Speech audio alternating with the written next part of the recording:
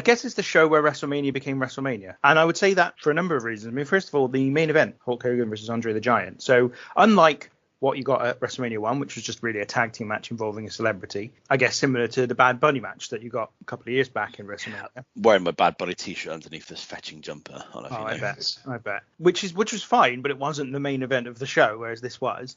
And then WrestleMania 2, Hulk Hogan versus King Kong Bundy in a match that they had probably a number of times on the house show circuit before, and it was now a cage match just to kind of escalate it a bit further. And they still wanted to do it on the house show circuit after that point. Hogan Andre, this was genuinely the first time they'd fought each other, at least during this run of Hogan's time in the WWE. Now, they had an extensive feud in the WWF in 1980-81, which included the quite famous Shea Stadium show in which Hulk Hogan and Andre faced each other. The main event of that show was in a cage, and that was Bruno Sammartino versus Larry Zbyszko.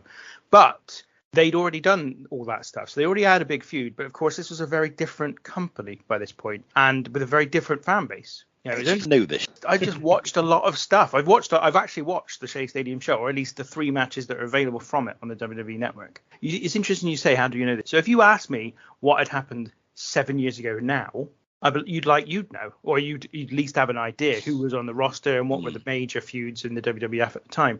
But that wasn't the case then. Like in 87, they had a new fan base, effectively, a whole new kind of group of people watching from 7 years beforehand. So they'd almost forgotten that at that time, Hogan was the heel, Andre was the face. It's also worth saying that this is a time when people didn't turn heel and face quite so frequently as they do these days. It wasn't quite so, and understandably so, because ultimately you're changing the constitution of your entire character when you turn heel or you turn face. It shouldn't happen very often.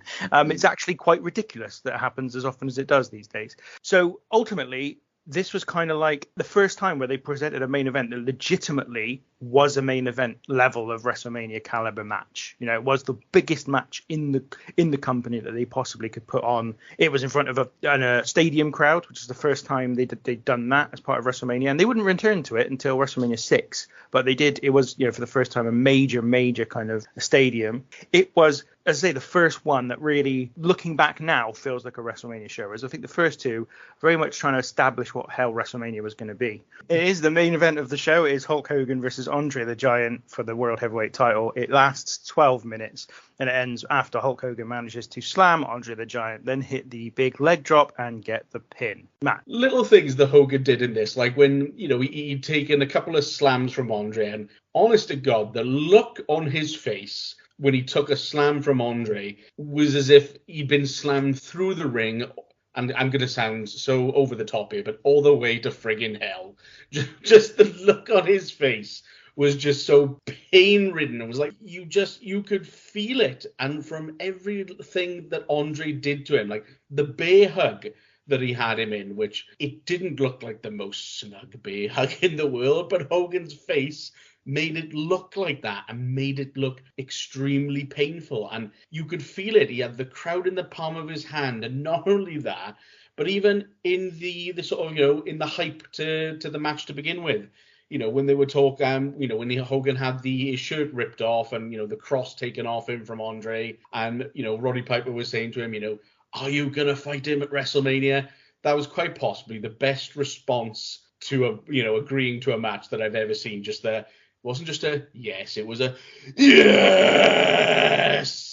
The most guttural, thundering yes that you've ever heard. And he just, from that to like everything he did, he was perfect. I would go so far as to say that Hogan was perfect in this match. And do you know, it wasn't the most exciting match in the world, move for move. But, like I said, for me, Hogan's selling just made this thoroughly watchable for me. For me, Matt, the match I most compare it to, if I'm honest, is Hogan versus The Rock at WrestleMania 18. Because, again, it's not really what they do. It's just how they do it, how they've got the crowd in the palm of their hands, how much the crowd are kind of like, oh, my God, this is incredible. And it's 12 minutes of pretty basic stuff, nothing at all taxing. I mean, the bear hug, you don't really get snug bear hugs. It's just a bear hug, and it usually looks a bit rubbish. But it didn't really matter, and I think, as a consequence, it's a far better match than the sum of its parts. If you broke it down into its composite bits, you'd be like, yeah, it's a bit rubbish. But actually, it's far better than that. It's a masterclass. this match, because Andre the Giant at this stage is immobile. Basically, he can't do anything. It's all he can do to walk around the ring, and based upon his health issues, what he delivers in the ring is exactly what he needs to deliver, and that happens to be all he can deliver as well. It's funny you mentioned like the selling, Matt, because that's something I picked up on immediately, and you're right. The build up to it, the Piper's Pit segment where he gets his shirt ripped off, and he gets he picks up his little cross and he's like, "Why, Andre? Why?"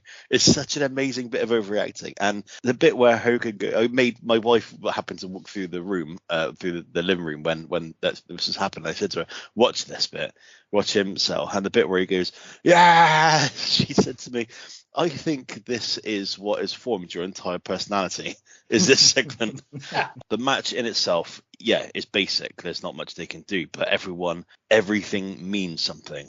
Everything matters in the match. The crowd are so into it. Tinky said earlier that it's the two biggest stars in the company. I'd argue it's the two biggest stars in the business at the time. They're both so over. The betrayal and aligning with Bobby Heenan from Andre and the build up to it makes Andre the ultimate heel, especially based on his size as well. You know, Hogan isn't an underdog very often, but in this aspect he certainly is.